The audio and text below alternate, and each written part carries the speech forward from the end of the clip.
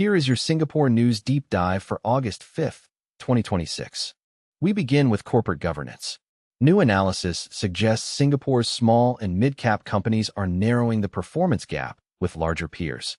That matters because governance is more than a compliance exercise. It can affect investor confidence, access to capital, and the resilience of a company when markets turn volatile.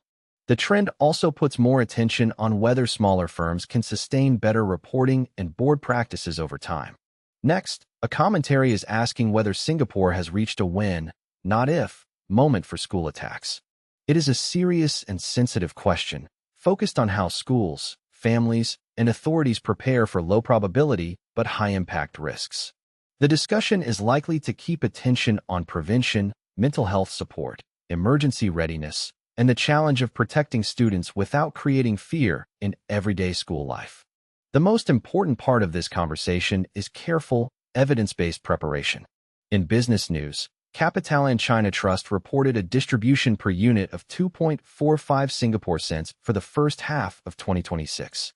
Investors will be watching the trust's property portfolio, tenant demand, and exposure to China's wider economic recovery. For income-focused investors, distribution figures are only one part of the picture. Debt costs, occupancy, asset values, and future capital needs also shape the outlook. Singapore's technology scene is also in focus. AIMX Singapore 2026 has anchored a strategic relationship involving tech innovation and AI gravity. Partnerships like this point to the growing push to connect artificial intelligence research, commercial adoption, and innovation networks.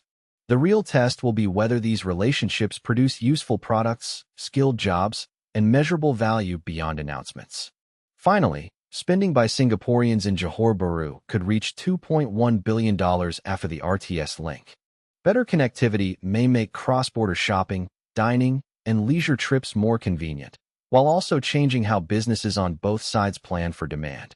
The impact will depend on travel patterns, operating hours, transport capacity, and how quickly retailers and service providers adapt. Those are today's top Singapore stories. Which development will have the biggest effect on daily life? Stronger corporate governance, school safety preparation, property income, AI partnerships, or the RTS-driven cross-border economy?